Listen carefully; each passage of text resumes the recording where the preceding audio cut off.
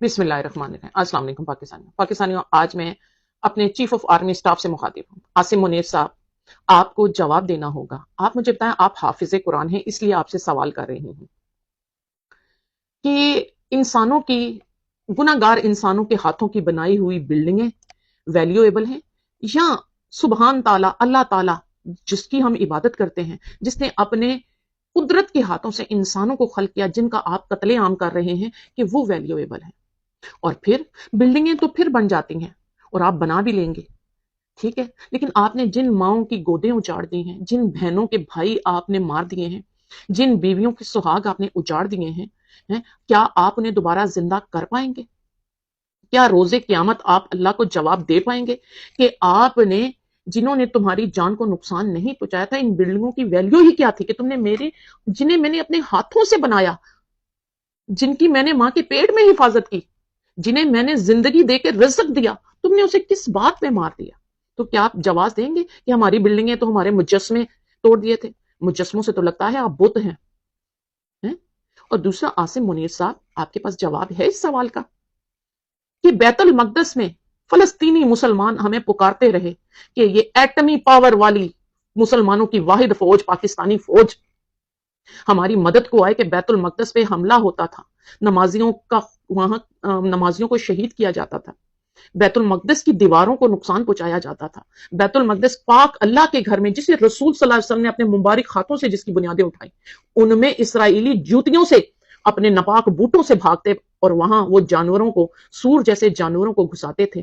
آپ کی غیرت آپ لوگوں کی فوج کی نہ جاگی کہ آپ بیت المقدس کی حفاظت کے لیے آپ لوگوں نے فلسطینیوں کی پکار پہ لبیک نہ کہا؟ تو بیت المقدس جسے رسول نے اپنے ہاتھوں مبارک سے بنایا، اس کی بے حرمتی ہوتے ہوئے آپ بڑی بے شرمی سے آج تک دیکھ رہے ہیں۔ جو اللہ کا گھر ہے، آپ اللہ کے گھر کی بے حرمتی بڑی بے شرمی سے دیکھ رہے ہیں، ڈٹ کے دیکھ رہے ہیں، کہ جیسے آپ اعلان کر رہے ہیں کہ ہم مسلمان ہی نہیں۔ ہمارا کیا کام ہے اللہ کے گھر کی حفاظت کرنا؟ ہمارا کیا کام ہے بیت المقدس کی حفاظت کو بھاگنا، جسے رسول نے اپنے ہاتھوں سے اٹھایا؟ لیکن اپنے کور کمانڈر کے ہاؤس اور اپنے فوجیوں کے مجسموں کے ٹوٹنے پر آپ نے اللہ کا کلمہ پڑھنے والی زبانوں کو بند کر دیا۔ آپ نے اللہ کی بارگاہ میں سرنگو ہونے والے دلوں کو کاٹ ڈالا۔ آپ نے ماؤں کا سہارا بنے ہوئے بیٹوں کو شہید کر دیا۔ آپ نے بہنوں کے سہاگوں کو اجاڑ کر انہیں بے ردا کر دیا۔ آپ نے ماؤں کی گودیں اجاڑ کے رکھ دی صرف چند مجسموں اور بلڈنگوں۔ یہ کیسی بلڈنگیں تھیں؟ ان کی اوقات کیا تھی؟ اللہ تعالیٰ نے انسان کو بلڈنگیں بنانے، بلڈنگیں توڑنے، دریاؤں کو چاک کر کے ان میں جہاز چلانے، ستاروں پہ کمان بنانے کے لیے انسان کو خلق کیا تھا۔ ان تمام چیزوں سے زیادہ انسانی جان کی ویلیو ہے۔ آپ خود کو حافظ کہتے ہیں؟ آپ کو شرم آنی چاہیے۔ آپ جس ادارے کی عزت کی بات کرتے ہیں، اس ادارے کی عزت تو خود آپ لوگ نہیں کرتے۔ آپ نے اس ادارے کو اتنا بدنام کر دیا ہے کہ پڑوسی ملک بھی جانتے ہیں، دوست ملک بھی جانتے ہیں، دشمن ملک بھی جانتے ہیں کہ یہ کور کمانڈر کا ہاؤس کس نے جلایا، یہ سارا جو فتنہ پری پلان یہ سازش کس نے کی اور کس پہ ڈالا گیا، یہ جب ہمارے دشمن بھی جانتے ہیں، وہاں کا میڈیا بھی کہہ رہا ہے، تو بڑے شرم کی بات ہے۔ اور عاصم منیر صاحب، ہمارے بچوں نے اپنی آنکھوں سے دیکھا ہے کہ آپ کے چار رینجر مشٹنڈے بزدل ایک نہتے قوم کے بیٹوں کو ٹانگوں سے، ہاتھوں سے پکڑ کے، اور دو بزدل اتنا ڈر رہے ہیں اور اسے لاٹھیاں برسا کے مار رہے ہیں۔ رب ذوالجلال کی قسم، ہر لاٹھی کا جواب دینا ہوگا، ہر جوان کی شہادت کا آپ کو جواب دینا ہوگا۔ جب میرا رب آپ سے پوچھے گا، جسے میں نے اپنے ہاتھوں سے بنا کے زندگی بخشی کی، تو کون ہوتا تھا اس کی زندگی لینے والا؟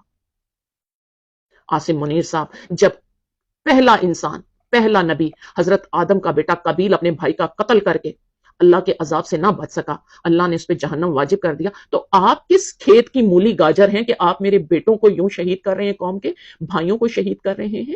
آپ کس کھیت کی گاجر مولی ہیں؟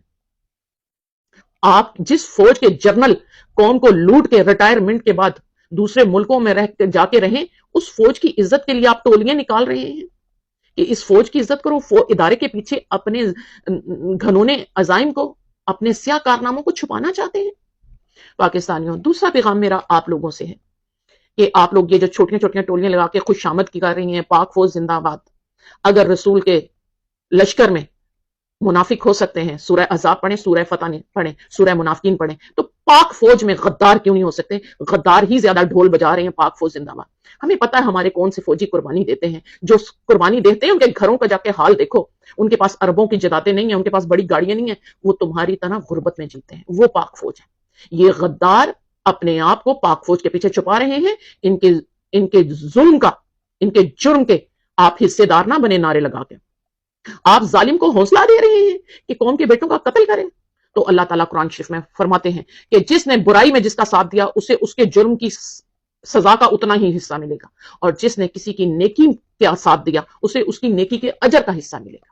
تو آپ ان رینجر اسٹیبلشمنٹ میں بیٹھے جنرلوں اور کمانڈروں کے ظلم کی سزا کا حصہ نہ بنے. اور دوسرا آپ کو یہ بتا دوں, آپ کو بڑی مثال قرآن سے دیتی جاؤں کیونکہ ان سامریوں نے تم لوگوں کو گمراہ کر دیا ہے. قرآن میں صحابہ کف کے کتے نے مظلوموں کے ساتھ کھڑا تھا. صحابہ کف اس وقت کے ظالم بادشاہ جو حضرت عیسیٰ پہ ایمان لانے والوں کو سزائیں دے رہا تھا, یہ صحابہ کف اس کے اداروں کے بڑے لوگ تھے. اس نے اپنی ظالم حکومت سے انہوں نے انکار کر دیا اور جا کے مظلوموں کا ساتھ دیا. تو بادشاہ انہیں قید کر کے مارنا چاہتا تھا, جنہیں اللہ نے غار میں پناہ دی, اور ان کا کتا ان کے ساتھ رہا, اور اس کتے کو جنت اللہ تعالیٰ نے اعلان کیا ہوا ہے قرآن میں. تو صحابہ کف کے کتے کو اگر جنت سچوں کے ساتھ, حق والوں کے ساتھ کھڑے ہونے پر مل سکتی ہے, انسانوں کی جان کی حفاظت کرنے والوں کے ساتھ کھڑے ہونے میں مل سکتی ہے, تو پھر پاکستانیوں تمہیں فیصلہ کرنا ہوگا کہ اللہ تعالیٰ ہمیں صحابہ کف کا کتا ہی سمجھ کے بخش دے. ہم عمران خان کے ساتھ اس لیے کھڑے ہیں جس نے UN میں اسلام کی حفاظت کی, جس نے پاکستان کو ڈرونوں سے, بیرون ممالک کے ڈرونوں سے 80,000 شہید کیے گئے پاکستانیوں کی جو آواز بنا, جو عمران خان فلسطینیوں کی آواز بنا, جو عمران خان کشمیریوں کے ظلم کو روکنے کے لیے, مقبوضہ کشمیر پہ ہونے والے ظلموں کو روکنے کے لیے کشمیریوں کی آواز بنا, جو عمران خان کہتا ہے کہ میں کسی کی جنگ کا حصہ اپنی قوم کو نہیں بننے دوں گا, میں اپنی قوم کا خون نہیں بہنے دوں گا. ہم اس عمران خان کے ساتھ اگر آج کھڑے ہیں کیونکہ وہ حق کی آواز ہے, وہ عوام پرست ہے, وہ عوام کے لیے, وہ اللہ کے بندوں کی جان مال کی حفاظت کے لیے کھڑا ہے, تو ہم اس کے ساتھ کھڑے ہیں.